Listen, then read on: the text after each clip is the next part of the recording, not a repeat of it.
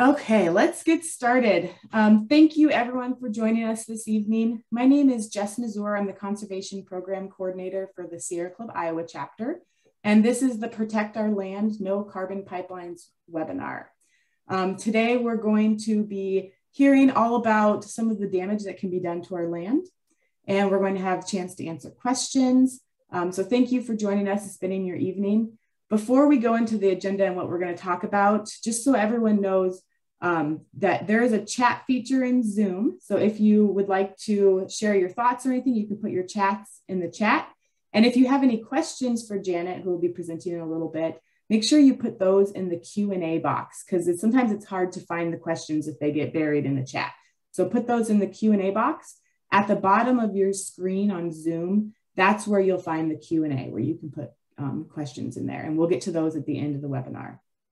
And also, this webinar is going to be recorded, and we will put it up on our YouTube channel tomorrow for anyone to see. And I will send a follow-up email to everybody who's RSVP'd with some of the resources that you'll hear about on this webinar, a link to the recording, and some of the other stuff that we'll be talking about. So let's get started on here. So first, we're going to do just a quick overview of what these two pipelines that are being proposed in Iowa are and what CCS is, carbon capture and storage. And then we're going to hear from Janet Holmes. Janet is an incredible person who we've been talking with ever since we heard about the pipelines coming through Iowa. She'll tell you a little bit about what she's doing, but basically her and the firm that she works for has been hired by a bunch of farmers whose land was permanently damaged from the construction of the Dakota Access Pipeline. And so she's been doing the investigation and was going to share what she's found on these pieces of land all across the state. And then at the end, we'll have Q&A. So make sure you put those questions in the Q&A box, and we'll get to those at the very end. So really quick, let's talk about what is CCS, or carbon capture and storage.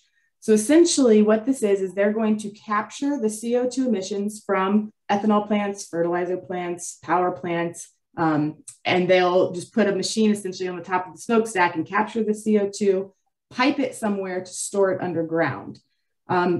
CO2 that's been captured can also be used for more fossil fuel extraction through enhanced oil recovery or for lots of other things. And when it's used rather than stored, that's called CCUS, carbon capture, utilization, and storage. So that's the difference.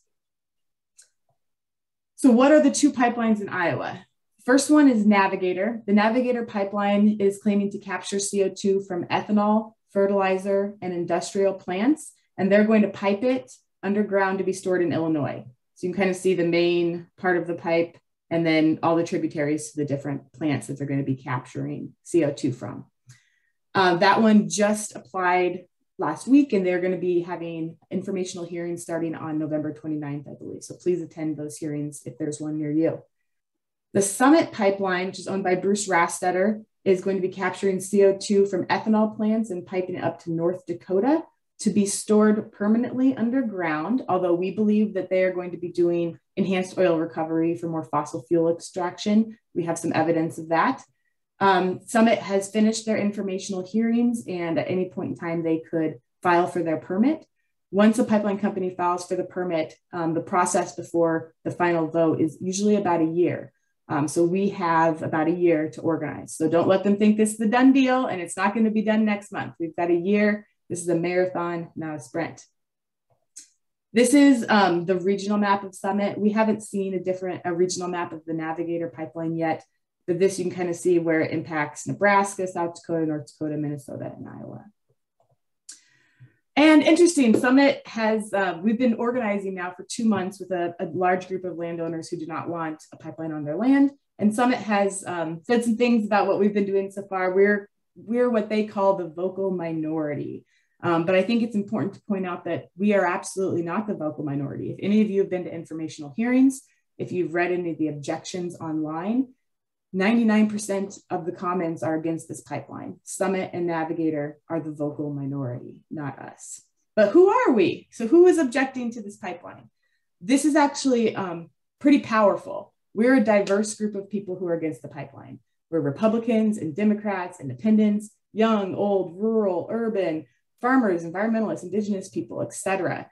And that means we all come to this with different reasons. We all have different reasons for being against the pipeline.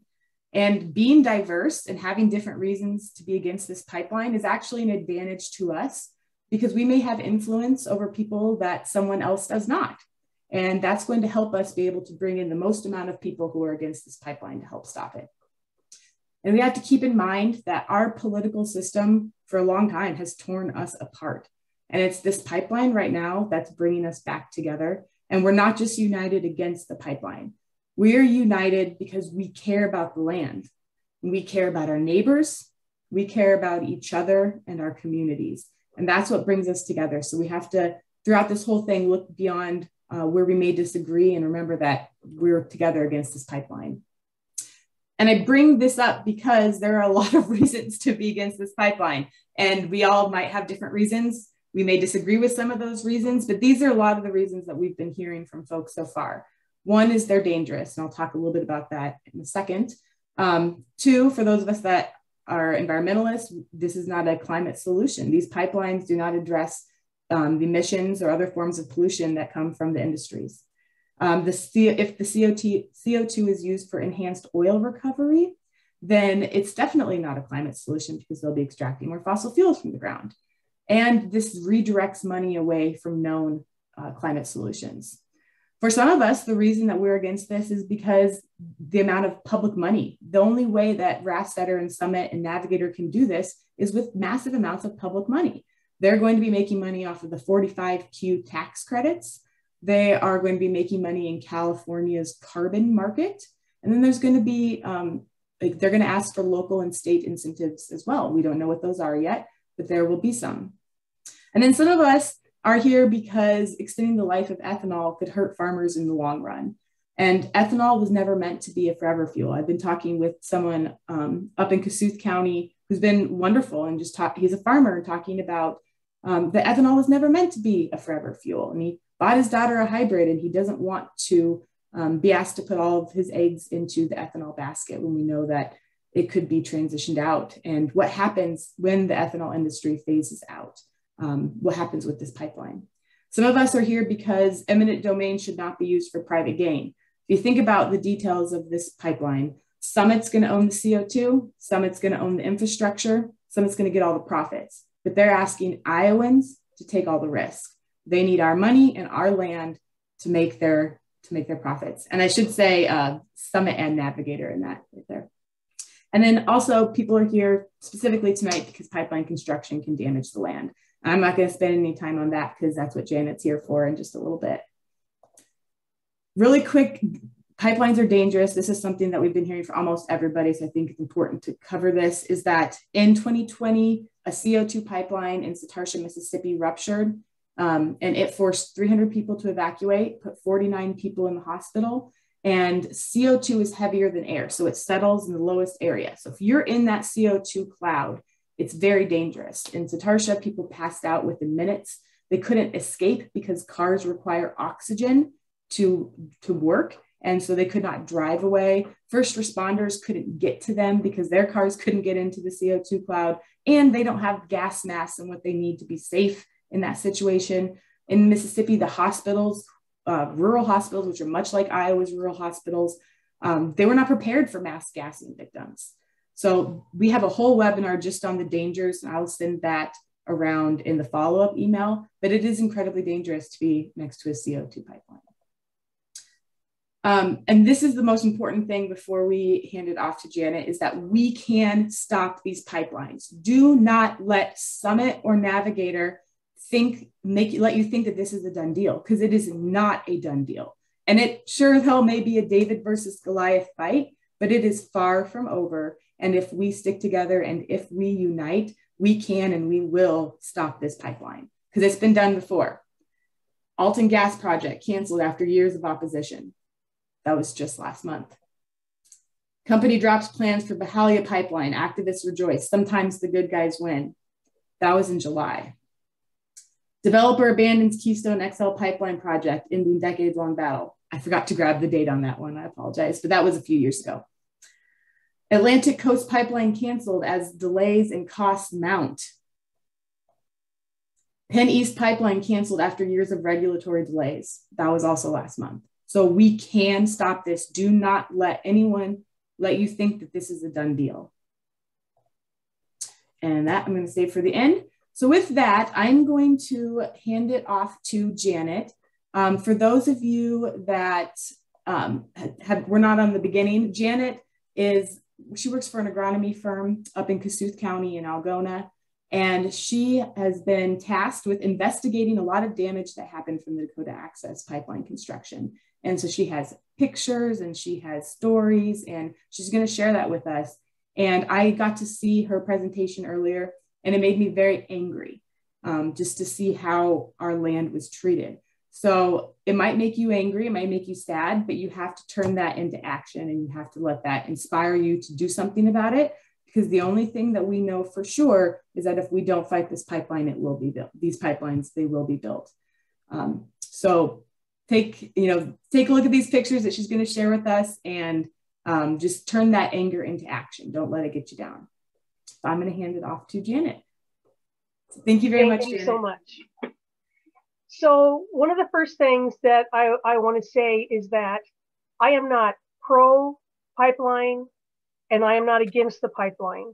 I think that there's a place for them, but I don't think that people should lose their ability to make a living off of, for somebody else to take it away from them, which is what they want to do with your land. I have no dog in this fight other than I don't like people destroying our land. Landowners and farmers have spent years caring for their land, feeding the soil, growing a crop, and making a living.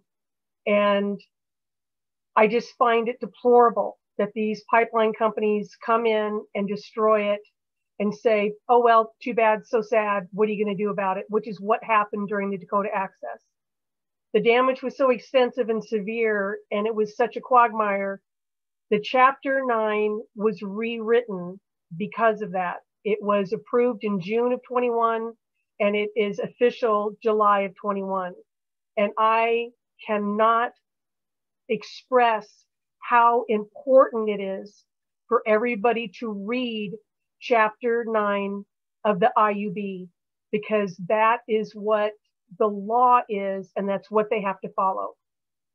But if you stay united, which did not happen during the Dakota Access, you can stop this.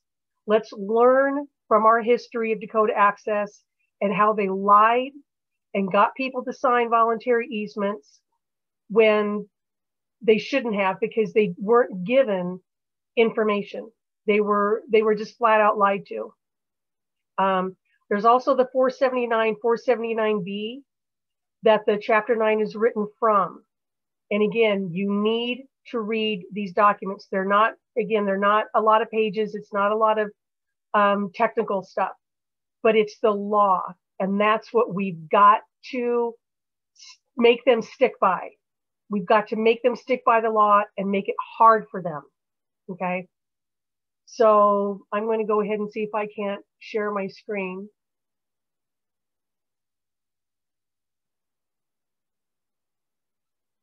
Okay, can everybody see this? Yeah, we can see it. Okay. So what they're doing, this is Laverne Johnson in Pilot Mound.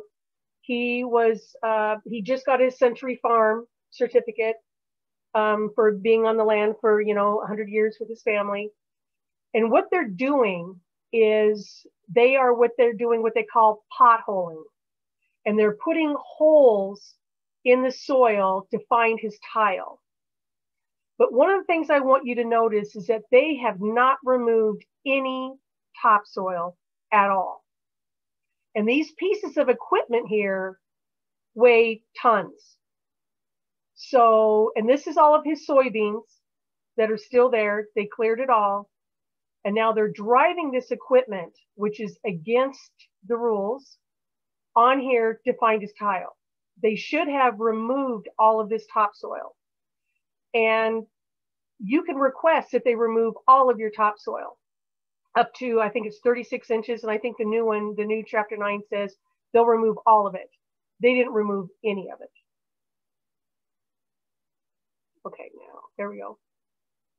So this is where they were potholing. And if you notice, now they came through and they removed part of his topsoil here. But if you look at all of this gorgeous black soil, they are now destroying it. So this is what happened to, again, they didn't remove all the topsoil. They're driving on the topsoil. They're compacting it. This is all the soil that's supposed to go back. They're driving on that and they're compacting all that. And if you notice, all the vehicles are parked with their license plates to the back, because when they say these create Iowa jobs, none of these people were from Iowa. All of these people are from out of state. This picture just, it just breaks my heart. Look at all of this heavy equipment that is compacting the soil and that you cannot unpack. Think about taking a loaf of bread and smashing it and then trying to revive it all to make a sandwich for your family. You can't. And so these are the potholes that they started. And you can see the topsoil here. Yeah. So this is where they were removing topsoil from another landowner. They're, again, driving all over it. And again, they did not remove all the topsoil. And when it rains, guess what's going to happen? This topsoil is starting to it'll start getting washed away. So a lot of these farmers, some of them got arrested for being on their own land. And so this gentleman's out there after they left. They went somewhere else. And you can see how they're driving everywhere, compacting all of his soil, which is, again, against the old chapter 9. And they would try to do something about it, but the problem was there was no one to go to, because they were just flabbergasted that they were doing all of this. Here again, this is Laverne's on a different parcel. They're out here potholing. They did not remove all of the topsoil, and they're mixing the soil that they're bringing up with his topsoil. And this here is called cribbing. And these are big pieces of lumber that they set the pipeline on while they get it in place before they put it in the ground. So this is after they did some potholing. And they say they won't mix their soil. Well, I'm here to tell you that, yeah, they did. And they will, because they don't care. And Vern purposely left this strip of soybean so he can tell if they were driving all over his property, which they did. And we have pictures to show some other ones. And here you can see they're getting the pipes in line to get those put in. So here again, now they're putting the pipes in, getting them ready to put them together. And you can see where they've mixed this soil. And this amount of soil to cover this stretch here, you're going to have inches. Because on average, from all the reports that I read, and I dealt with probably close to a dozen landowners, they removed an average of 12 to 18 inches of topsoil when they're supposed to move it all. And I know 3 farmers wrote letters telling them, remove it all, we'll make room to stockpile it. And that they don't care. That's not their interest. Their interest is getting the pipe in. And so here, again, they got the pipe in and they left these open so they could connect up the tile that was going across here. I can do a whole presentation on just on the tile. You need to have your own tiler replace your tile, not their company, Ellingson, who's a tile company. I believe they're out of Minnesota. They just put a connector on one end, connector on the other end, and call it good and bury it. They don't check to see if it's clogged, crushed, nothing. They're just getting paid to do connections on tile. So this is after. they put it in. And it's wet, it's muddy. This was in September of 16. And so you can see how, yeah, they've mixed the soil badly and they have compacted it so bad it's not going to come back. And this farm in this area over here, they got their CRS2 lowered because of the extent of the damage that was done and the loss of their crop yield. So this is one of the pictures showing this is how much topsoil, and this is feet, that they could have taken off and did not. And down here you have what you call parent material, which is clay, which will kill your crop. If you have it around your house, your plants won't grow, things like that. And this is a tile right here. That's why this stake is showing this is a tile. And they just put a baggie around it. And again, this is showing from another field how much topsoil they left that they should have removed, but they chose not to, because again, the Dakota Access hired a company called Precision Pipe Works to put in the pipeline, and Precision did not care. They were hired to lay pipe and do so many miles, feet a day, and that's all they cared about. This is a landowner. This is what they call matting, because it's so wet and muddy, because they crushed tile and they haven't found it and fixed it. They just put this matting down so the equipment can drive on it. And so this is a huge sump pump sucking all this water out, and it's going into the ditches, and it clogged ditches up. They're supposed to put it in silt bags and dispose of it in a different way. They chose not to. So they're just pumping it out. This is an 18-inch piece of pliers. And so you're not supposed to be working when it's wet, number one. Two, if it's going to cause rutting. Or three, if it's going to mix. Well, if you ask me, that's a big damn rut. This is a landowner here, and he is trying to put his spade in the ground and cannot. This is over the pipeline.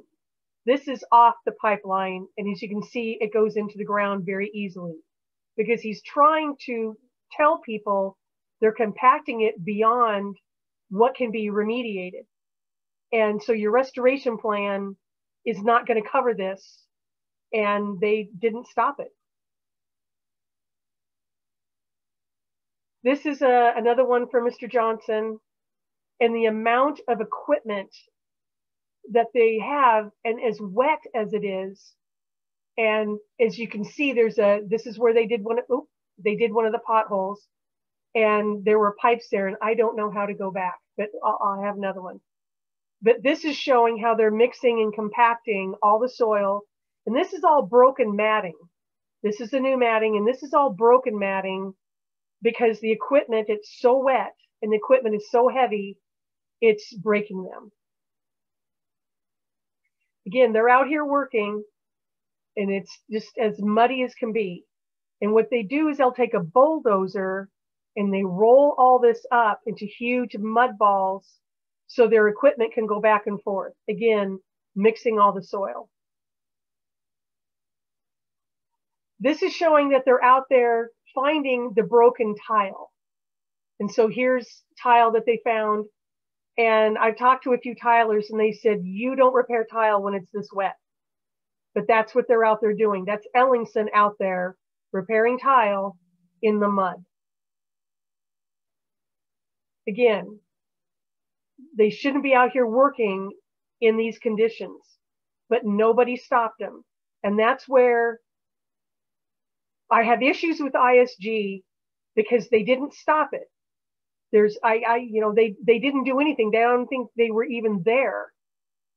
And the new Chapter 9 addresses that, but this is the kind of thing, this is why you've got to band together and not sign these easements.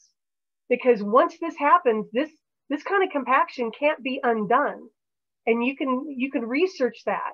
It goes down, 20, 30 feet.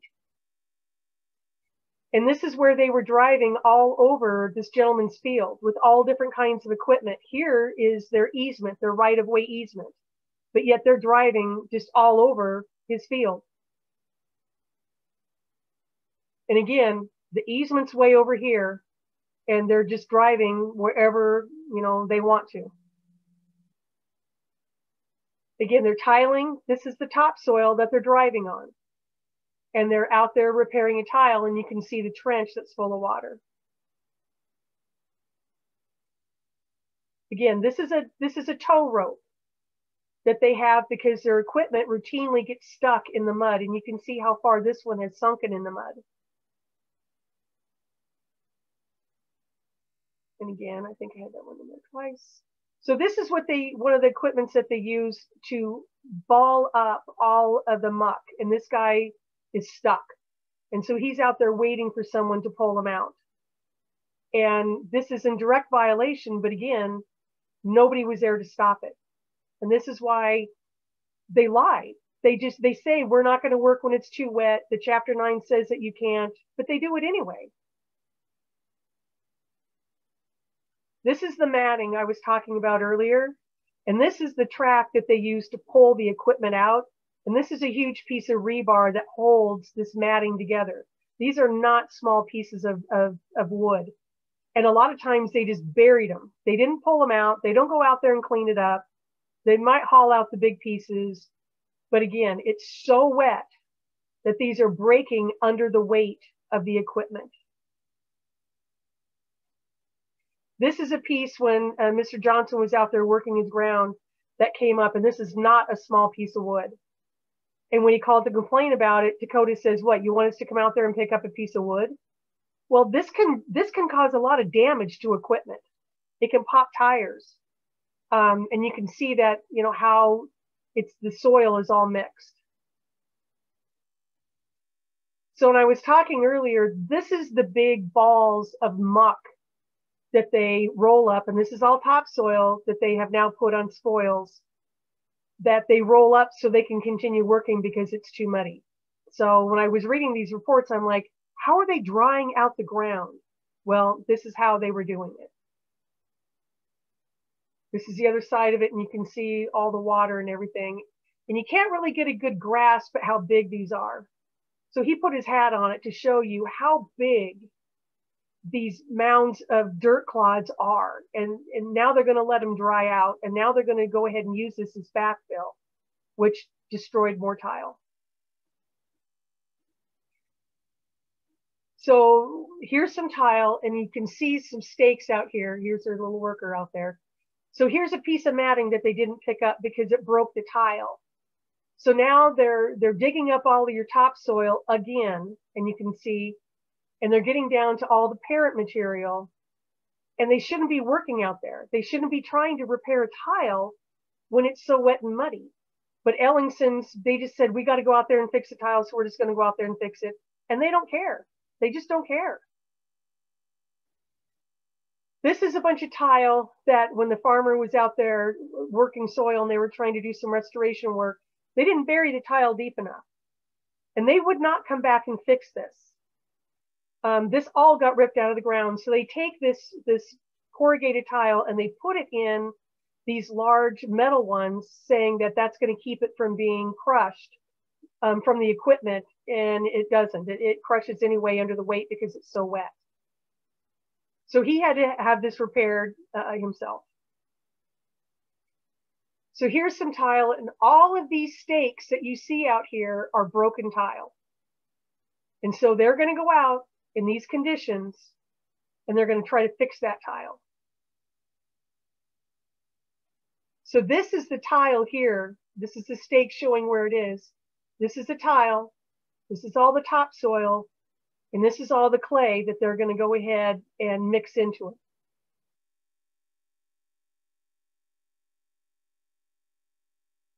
So because it was so wet, this is what they call dewatering. All of this water that's in these pits. This is a big sump pump that they're pumping all of this water out. And they're using these hoses, okay? It's supposed to go in this silt bag slowly drain, and these hay bales are supposed to keep it from going into the field. Well, as you can see, it didn't work, and they're using topsoil as a berm, which is against the law. And these are laws that they're violating. And so this guy heard the drone, so he's out there trying to get the hose out of the way so you can't see it. But you can see that, you know, they're just pumping all this water out into his field. And this is a blow up. You can see the hoses going into the field. This one's about to burst. This one has nothing around it. It's full. And so they're just draining it, all that silt water, and it's clay water, which will destroy your crops, into his field. And so this is all of that parent material, silt and clay, that's in his soybean field. And they left the bags, you know, they got destroyed, and you can see how wet it is. And again, how they're mixing and compacting because of the conditions that they were working in. And this is just another blow up view of all of the silt that has gone on there. All of this is the topsoil, which is all getting eroded because of all the rain. They didn't cover it or try to put anything over it. And you can see how it's so wet out that they're just mixing. This was that prime black soil that now is mixed. And this is, he put this stake here so you can get an idea. This is how heavy and thick that silt water is with that parent material, that clay water that they put all over in his soybean field. And they did this to a number of people. This is a separate farm where they have this little berm here, and this is the bag. But all the silt water, again, is going all over into his field. And so this is another one where they're just letting it, they put a drain in between the stockpiles of topsoil to let it drain into his field. And again, a hose, I mean, half the time they don't even try, but you can tell that this is the field, and the right-of-way is on the other side of this hose. And this is another one showing the same thing where they're out there and they're just dewatering it all over into the field here so they can get their pipe in, because the pipe is, sometimes it floats, sometimes it doesn't. But they are out there working on weekends and at night when there's no inspectors around. And so a lot of these landowners and farmers, they hired people with drones to come out and take pictures of them, because they won't let them on the ground, in the fields, because they say it's a safety concern. Well, they just don't want you to see what they're actually doing. And so this is where they park all the equipment. And so it's mixed and it's just, you know, compacted. This here is a broken tile here. And these lights, they move those around so they can work at night. And so there's no inspectors around. And this is where they had all of the equipment parked. Again, mixing and compacting the soil beyond any kind of restoration possible. And it's so muddy, that's why they have all the cars parked here. Normally they're parked on the ground because they're not supposed to block the roads, but they are. And again, they're dewatering all over into the fields. They're mixing and they're compacting, and it's way too wet for them to be out there working. Again, this is a broken tile in here that they're trying to pump the water out so they can continue to work.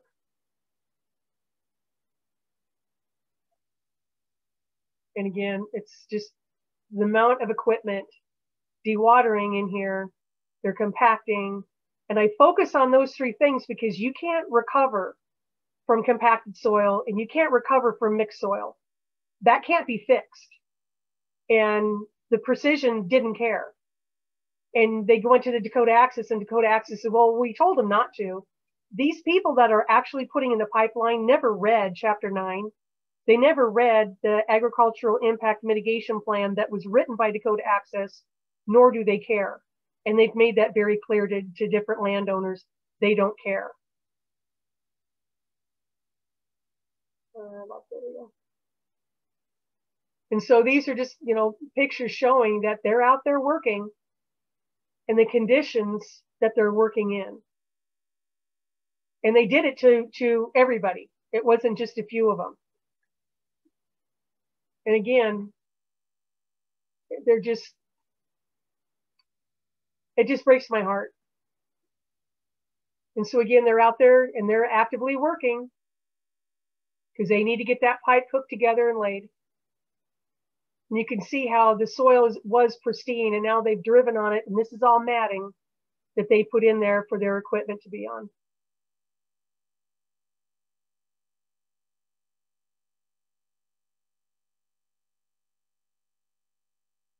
So you can see them out there, just in all the hoses that they have going in here. And this pipeline is floating, so they're trying to put dirt on top of it to push it down so they can get it laid. And you can see all the hoses. In this one, they clogged up that ditch. And this is just an aerial showing the extent and how far it goes. It's not an isolated spot. This goes through the entire pipeline area because they've got many crews out there working. They don't have just one crew. They may have 10 crews out there working at one time. So much so that the ISG inspectors could not keep up.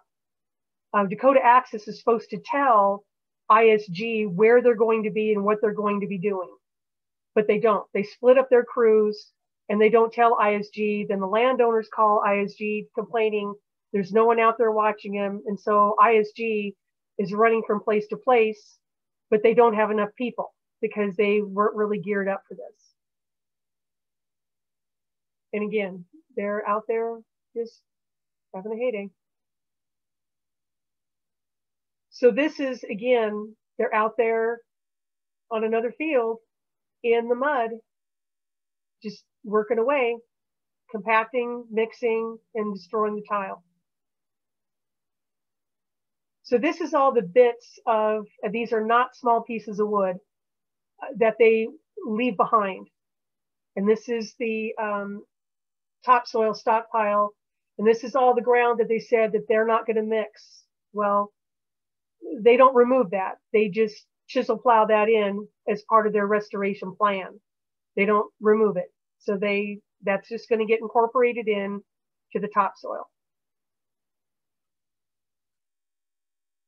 So this is after when they're starting their restoration. And you can see how they have mixed that soil terribly. And they drove on the topsoil, compacting it down. But this amount of topsoil is not going to help with the crops. So this is after, and this is all because of dewatering here. And this is a broken tile that they won't come back and fix because they said they already fixed it. And so this is again where they went through, and this is after. This is a year later. So this has not been restored because they're supposed to restore the land to its original condition.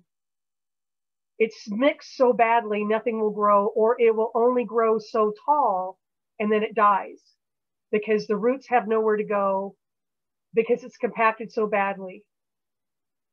And so this is just another view of that location. You can see all of the clay, all that parent material that they have brought up, and now they're mixing in because they're what they're doing, what they call restoration, before they go ahead and sprinkle this little bit of topsoil on it so it looks pretty.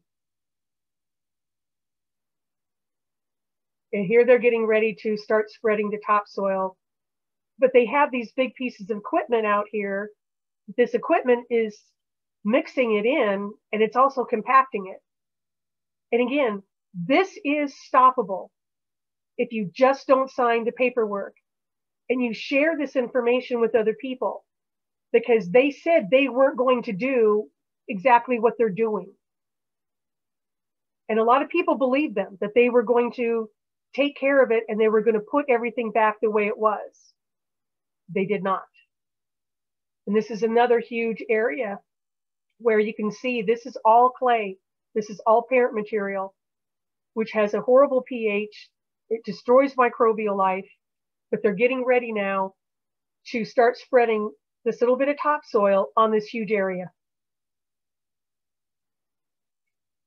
This is a gentleman out there, and I believe he's running the drone, you know, showing what they've done to his track. And again, this is their restoration that they've done. And so here they've spread the topsoil, but they're spreading it when it's wet, so they're compacting it. And the equipment that they're using again is compacting it. So this is what it looks like when they're done. And you can see that, you know, it's mixed in there, but they're just, you know, they say it's fine. And again, you know, they sprinkled a little bit of black topsoil on there, so it looks good. This is in 2018, so this is 2 years later, where the scar is still there, and they have lost this capability to grow their fields. So this is part of the field here, excuse me, from one of the farmers, and you can see where it's not growing because it's so compacted and it's so mixed. This is showing all the erosion that's happening now, because what they do is that when they're out there surveying, what they do is they just flatten everything out. They don't put any of the contours back to help with all your drainage. They just want to make it flat for ease of pipeline installation. And so this is his corn, and it's not doing so hot. And a lot of it gets so tall. I think it got like 6 or 8 inches tall, and then it died because the roots had nowhere to go, and the soil is so poor. This is a broken tile that's out there that they refuse to fix. And they said there's no broken tile. And he's like, look at this. This wasn't there before. You need to come back and repair the tile. Well, they said no, they're not going to. And you can see how sparse the crop is compared to back here.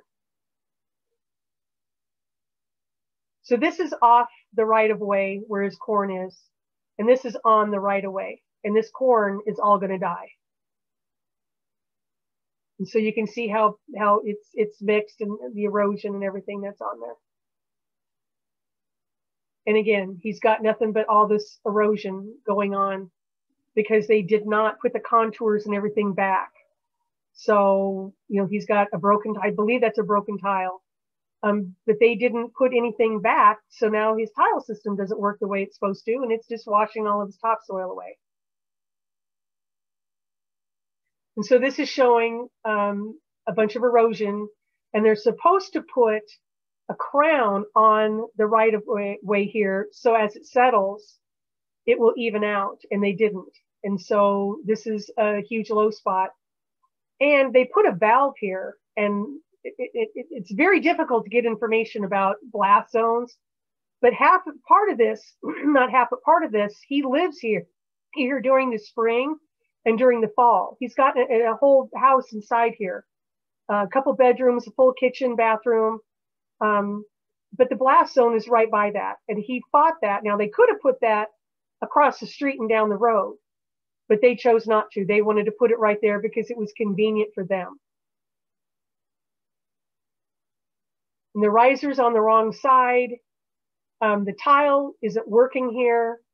And again, it's all mixed and there's no crown. And you'll see these on some of these because I put these together for his court case. So I put his name, the track number, the picture, and the date. And this is another gentleman, or one of the gentlemen that we saw earlier. And again, it's all this erosion due to a broken tile that they won't fix, and because of the contouring that they did not put back. So this berm is a couple of feet tall. And they put the pipeline through there, and they did not put the berm back. They just staked this here and called it good. And you can see how he's got this erosion, and they never came back and put that berm back. This is what they left. To this day, it's still there. And this is where it broke through. And so this was like a year and a half later. And you can see all the erosion that's going on. And he's fighting them to come and put that berm back. And they will not do it.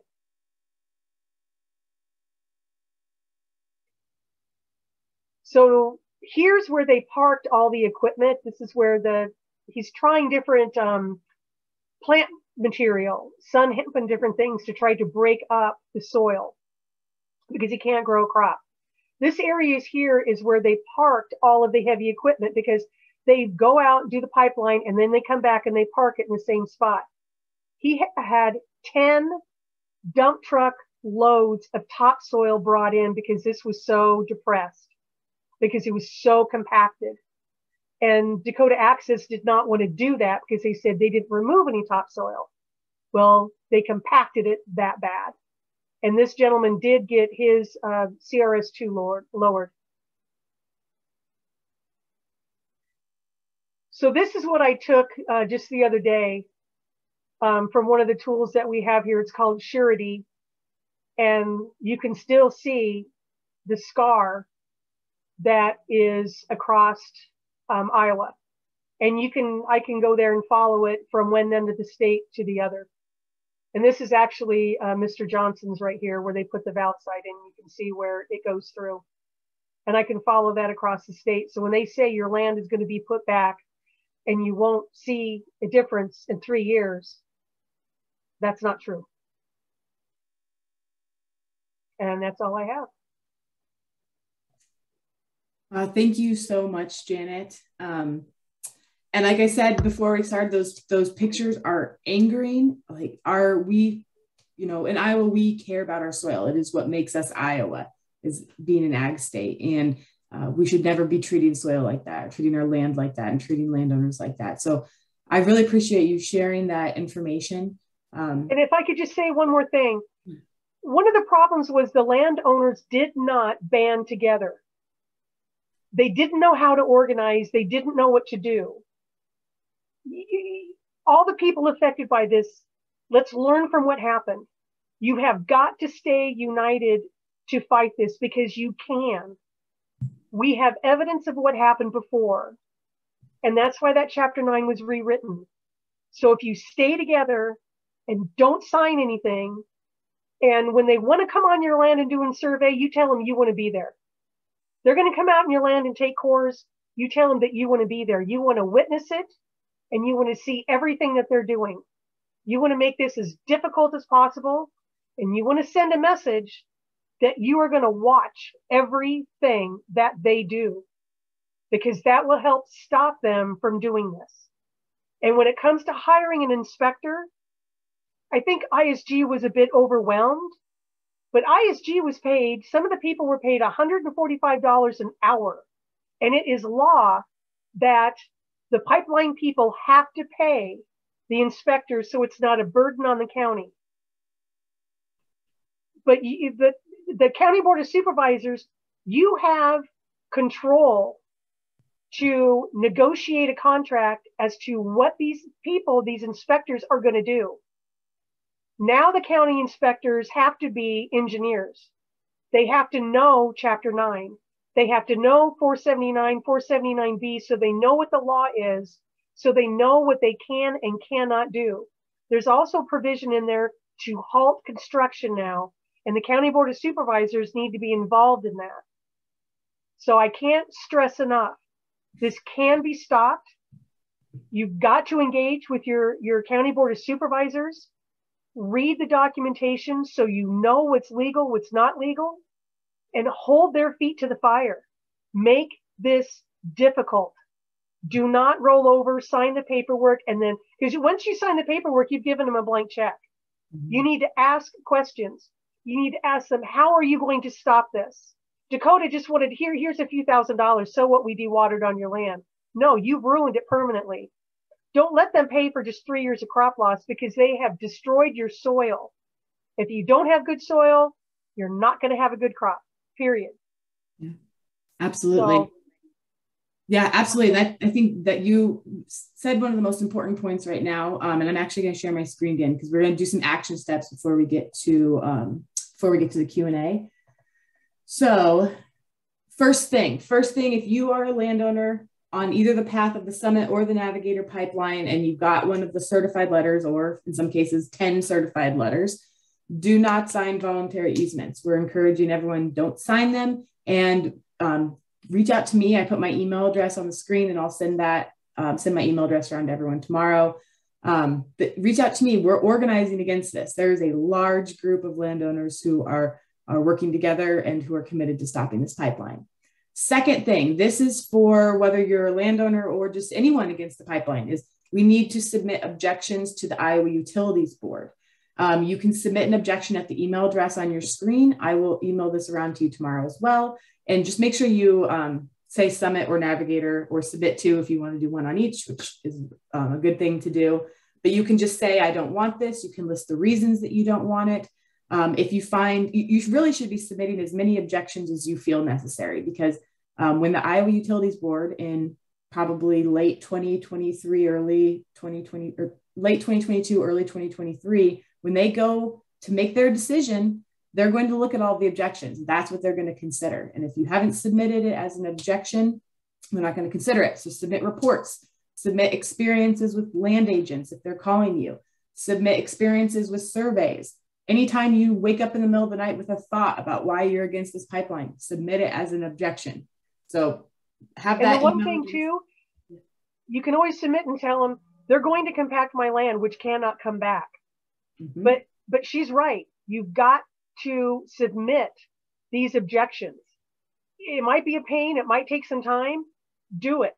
Mm-hmm. You've got to express how passionate you are about, you do not want them on your land, period. Yep. And the third one, this one's for landowners again too, is, and actually this one's for anyone. If you are in any of the impacted counties, contact your county supervisors and make sure that they are hiring an independent inspection company. Your county gets to pick who the inspector is. Summit or Navigator will be paying for that inspector, but the county gets to decide who it is. And right now, Summit has asked all of the counties to hire ISG. And we know what happened when ISG was hired for Dakota Access. We just saw that on the screen. So we're saying that counties should hire an independent inspector. They need to treat it like any other job.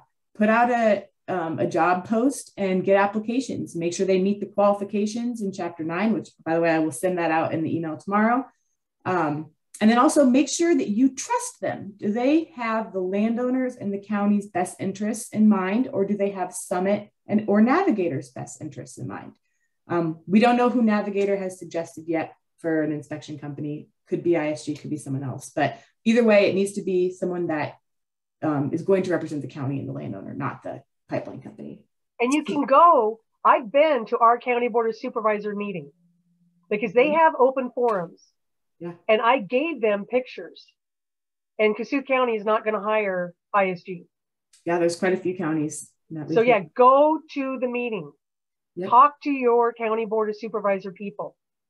Yep. And then tomorrow, like I said, I will send an email out with any link that we've talked about tonight, whether it's Chapter 9 or the other chapters Janet was talking about. We'll send out instructions to submit comments and to sign a petition and a couple other action steps that we didn't talk about tonight. So take a look at that email tomorrow. And with that, I'm going to move on to questions.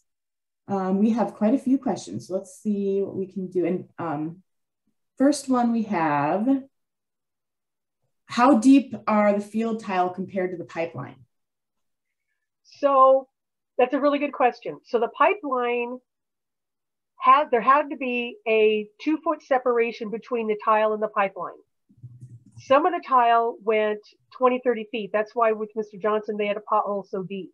And the tile has to be above the pipeline. You cannot have tile below the pipeline in case you have to do a repair or anything like that. So it really varied from land parcel to land parcel as to how deep the tile was and how deep that they had to put the pipe. And there were several instances where they did not meet that separation. And it said, it cracks me up, It said in the ISG report that they lowered the pipeline. No, they didn't. They lied in the reports. So again, it varies. They're supposed to put, you would think that they would know to put it 3 feet below, so when you cultivate your field, you don't hit it. But it really does vary how deep the tile is and how deep the pipeline had to go. Thank you. Another question here is basically saying, you know, of course there is going to be damage, but what recourse was there for the landowners with Dakota Access? Obviously, we won't know that with Summit or Navigator, and hopefully we're going to stop them so we never have to get that far. But what recourse did folks have with Dakota Access? A lot of them had none, which was a shame, and that's because they weren't organized. And they signed voluntary easements and stuff. One gentleman had a $150,000 tile bill. Sometimes they would come out. They did nothing to fix compaction. They did nothing to fix mixed soils. They did nothing to remove any soil for dewatering. The only thing that some people got compensation for was when they did dewater, they paid them like $1,000.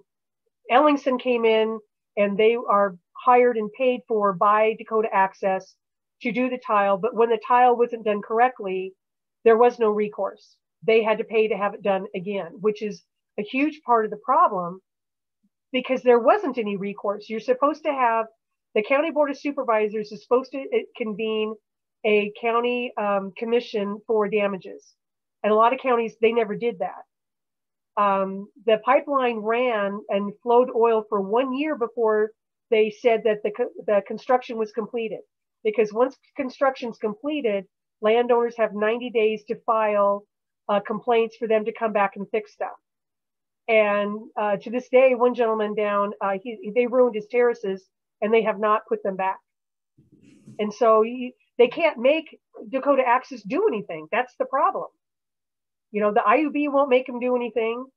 That's where, you know, you've got to band together and tell them, no, we're learning from Dakota Access. We're learning as we go here.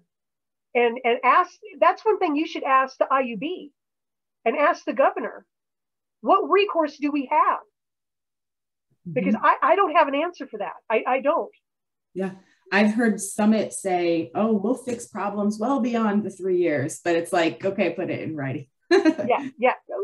That's good for them to say, but how do you hold them to it? Yep. Okay, next question here is kind of, so a landowner can be arrested for watching something on their own land? Yes.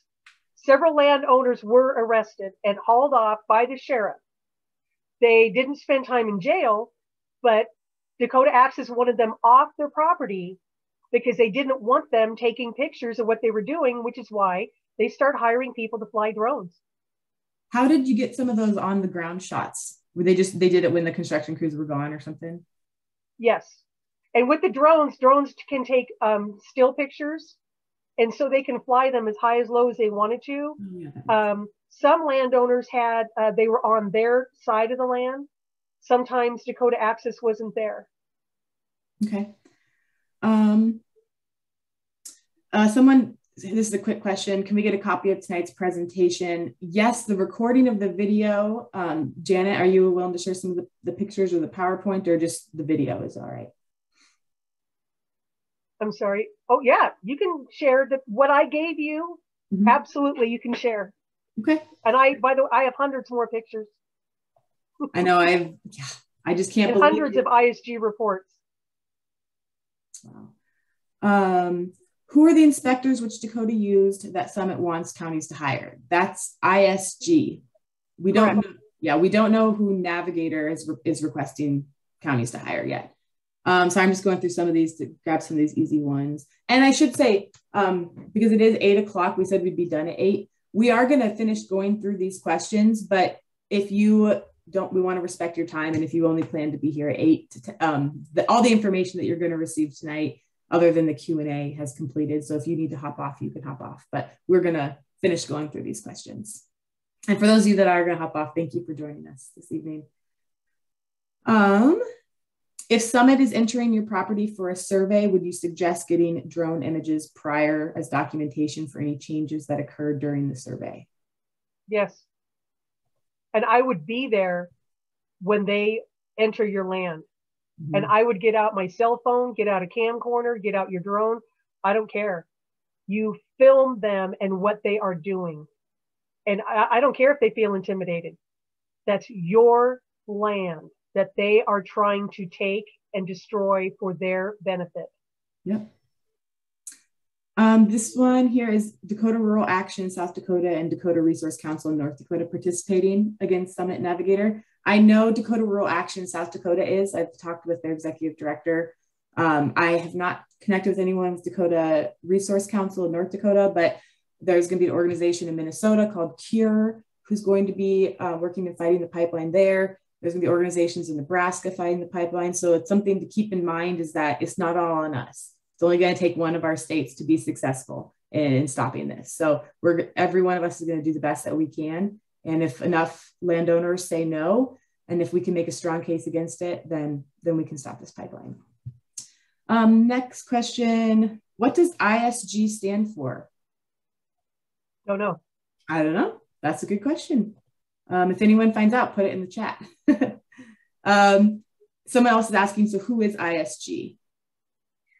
ISG is a land surveying company, and the one gentleman, Evan DeVal, he is a actual engineer.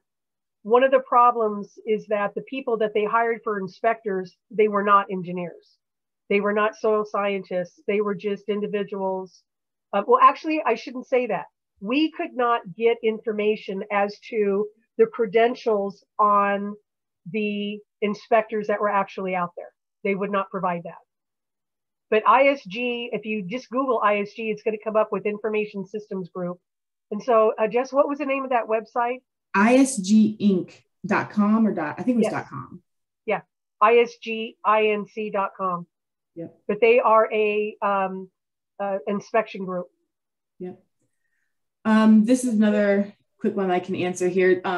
They're asking, when you submit objections to the Iowa Utilities Board, do you need to tag a specific docket number? You can. I can send those in the email. The Summit and Navigator have specific docket numbers. I don't think it's necessary. I've seen people submit comments that just make it very clear that they're talking about Summit and or Navigator, and it gets matched up. But I will send around what the actual docket numbers are, because at some point they may tell us that we need to include docket numbers in our objections. And then here's another one I think I can answer too is, someone heard that it's challenging to identify who the landowners are. Yes, right now, well, not for us, it is. Summit and Navigator know who their landowners are. They have a whole list, and that's how they're mailing out all of the certified letters and all the easements, but they don't want us to have the list. They don't want any of the landowners to know who each other are, so they can't organize. Summit does not want us to be united. That's their biggest fear. Yeah. And so we have been doing our best to identify who the landowners are that are impacted and getting them connected and united. But we've also been requesting that list that Summit has specifically, and we'll do this with Navigator as well. Navigator is about 2 months behind in the process. So we've been mostly focused on Summit up until a few weeks ago. But in Summit, we did an action with landowners. We had over 40 landowners submit a request to make the names public. And those requests were echoed by hundreds of everyday Iowans, and Summit responded, doubling down, saying that they want their list to be confidential. And they even went as far to say that rather than making the list public for all of us, they'd rather withdraw it and delete it than let people be able to know who each other are. So that's how important it is to identify who these landowners are, because Summit and Navigator will be contacting landowners, if they haven't already, to pressure them into signing easements. And it's important that we share information like what we learned tonight with landowners before they sign. So if it wasn't powerful, they would show you the pipeline, the tracks, because then you can just look it up on a plat book. But they know that there's power in the unity of these landowners, and that's what they're trying to break. Yep. So we're doing a good job of identifying who the landowners are. There's a lot more out there that we haven't connected with. So if you know someone who's impacted, if you are impacted, please send that information my way so that we can stay in contact with them. We're going to be doing a lot of organizing with landowners. Who pays the county to hire the inspectors? The pipeline. Yep. So what happens is that the county board of supervisors submits a bill to the pipeline pays the bill, and then the county pays the inspectors. And how much did ISG make during Dakota Access? Didn't you have that? ISG made over $9 million. The inspectors were paid anywhere from $145 an hour to $125 an hour. And their what they call support staff, which is their secretaries, made $70 to $80 an hour. Here's a question. Has the governor filled up all the slots on the Iowa Utilities Board? How many positions are there and who currently fills them? There are 3 positions on the Iowa Utilities Board. They are all filled. They were appointed by a combination of Branstad and Reynolds. I know that the chair's name is Jerry Huser. I'm drawing a blank on who the other board members are. I believe Jerry was the only IUB member who was around during Dakota Access and is still around. I could be wrong on that, but she has another potential conflict of interest because she was also recently appointed to Governor Reynolds' Carbon Sequestration Task Force. And we have been monitoring those meetings, and it's pretty clear that that task force is there to lay the regulatory path for these pipelines and to figure out what public money might be needed for these pipelines. And so if she's making decisions on how to get this pipeline approved, and then also the decision maker on the pipeline, we've got to question if she has a conflict of interest. I believe she does for sure. Who gave them the right to survey if I haven't signed anything, and why can they come onto our land without permission? That's a good question. So Iowa law says that even if you refuse a survey, they can do a survey. They have to give you 10 days notice via certified mail before they come onto your land. You can't stop the survey. You can make it hard, and we encourage you to make it hard. Don't answer the phone, tell them no. If you know that they're coming, video it like Janet was telling us earlier, but they can come onto your land. But there is a good point something to point out is that the difference, there's gonna be 2 types of people, surveyors and land agents. And surveyors can come onto the land with their 10-day notice, even if you refuse. A land agent cannot come onto your land without your permission. It would be trespassing if you asked them to leave. And you could call the county sheriff. They may not do anything about it, but you should report that to the sheriff and to the Iowa Utilities Board. Land agents are the ones that are going to try to get you to sign for the easement. Surveyors are the ones that just go in and want to look at your land to see what they might need to know in order to put a pipeline on your land. So that's the difference. Land agents, you can ask them to leave, and they have to leave. And make sure that you tell them that you want to be there. Mm-hmm. And that's where you get out your phone and you video them and what they're doing.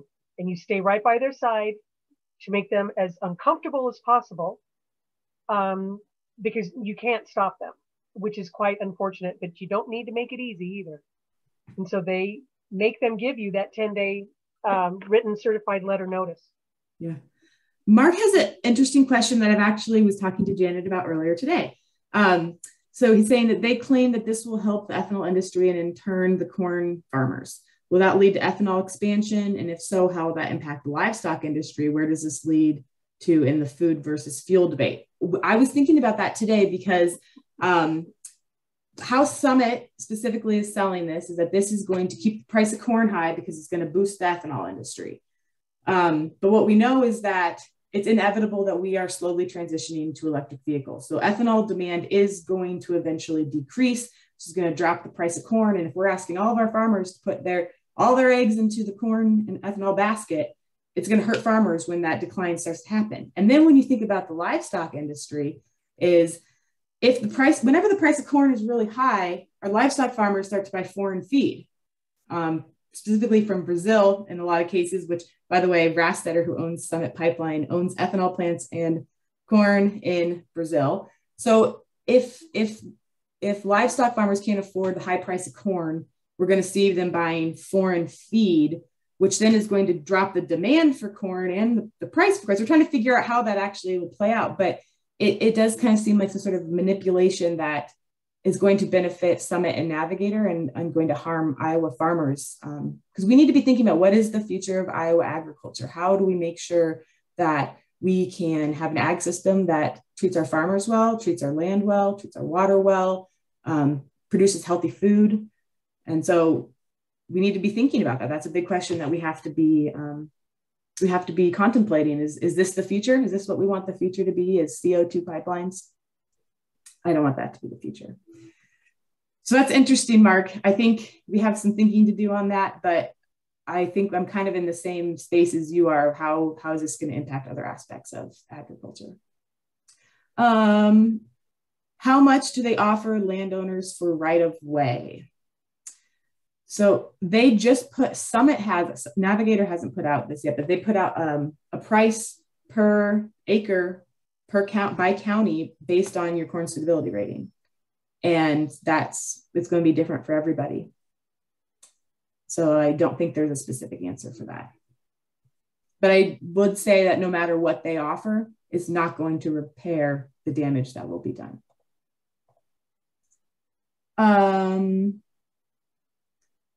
Someone's saying, can you give us a place to go to understand our landowner rights?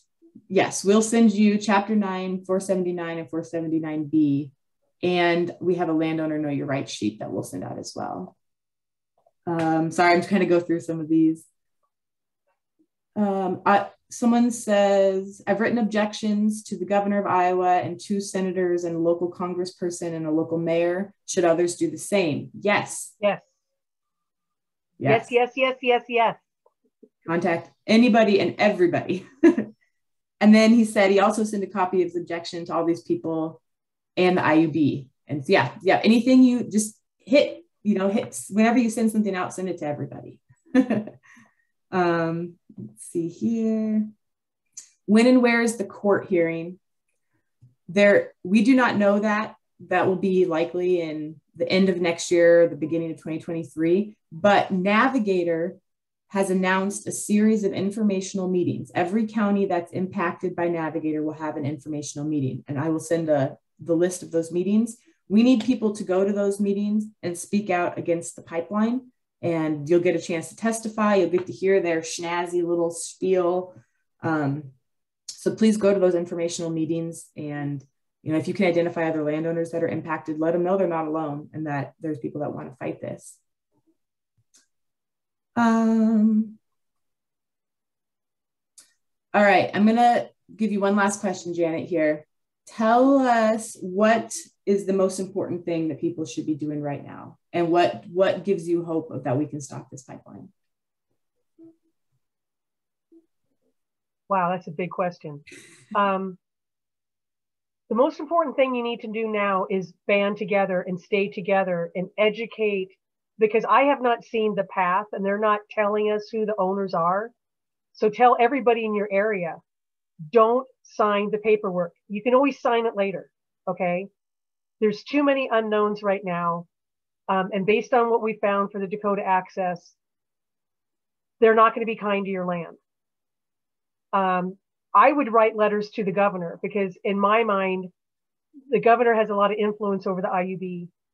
And I would write letters, emails, whatever, to, just like what the other gentleman did, or the other individual did, let Governor Reynolds know this is not working for you. Let the IUB know. Let your county board of supervisors know. Let everybody know you do not want them on your land. You do not want this. Because once your land is ruined, it can't come back. And it's not just the one-time crop or a 3-year crop thing. It's forever. It's years. That's why 2 farmers got their CRS2s lowered, which is unheard of. Yeah. So just keep fighting this. It's not a done deal yet. It has been stopped. You can do this. There is power in numbers. So just keep talking about this. And I want corn and ethanol to be good. And I want farmers to make money off of it. but not the way they're going about it. The way they're going about it to me is wrong, because they're taking from people, they're taking away livelihood. They're destroying the soil. And then when is it going to stop? You had Dakota, now you've got 2 more. How do you know there's not going to be 5 more next year? You know, at some point, this has got to stop. Yep, absolutely. I don't know if I answered the question, but. You did a great job. And we got one other question, and then I'm going to close this out, is how do they reach out-of-state landowners? That's a very vulnerable group. Yes. And we have actually identified a ton of people who, whether they live in Iowa or whether they own land in Iowa and live somewhere else, they have to send those certified letters, and they do it based off of the county records. So those letters do eventually make it to people. And there's quite a few people who aren't in Iowa who are also fighting this. It's not just Iowans. It's everybody cares about their land, rightfully so. And so that's kind of what I want to close this out on. First, just want to say thank you so much, Janet. Thank you for sharing this information with us, because it's before the webinar started, Janet said something that I think was really powerful, is that, you know, she's put on this earth for a reason, and maybe this is to help people in Iowa protect their land. And because it was, you know, scary to be able to share this information, knowing that there could be repercussions for sharing this. But thank you, Janet, because that's going to help people understand what the truth is, and not to always just believe what we're being told by Summit or by Navigator. And so for everyone that's watching this, keep fighting. We can stop this pipeline. We have all the pieces in place. We have an organized group of landowners. We have organizations in Iowa that are committed to stopping this. We are diverse and we're united. Being diverse is such an incredible power that we have, because we all have influence over other people. I might not be able to convince someone to be against the pipeline, but you might be able to. And that's powerful. I might not be able to convince a legislator, but you might be able to convince that legislator. And that's powerful. And we have to keep fighting. We have to stick together. We need to throw everything out on the table and submit objections, step outside of our comfort zone and write letters to the editor, show up at meetings and testify, but stick together. Don't let Summit make you believe that this is a done deal, because it absolutely is not. Like we saw earlier, we have stopped pipelines before, and we will stop these pipelines too. So everyone, please have a great night, and look for an email from me tomorrow, and I will include a link to this webinar so you can watch it or share it with people later. We'll send you those chapter 9 and all the other codes that Janet was telling us about, and some pictures and everything else. So take a look at that email, and thank you very much for joining this tonight. And we will see you in the future at the next time it's time to take action against these pipelines. Thank you.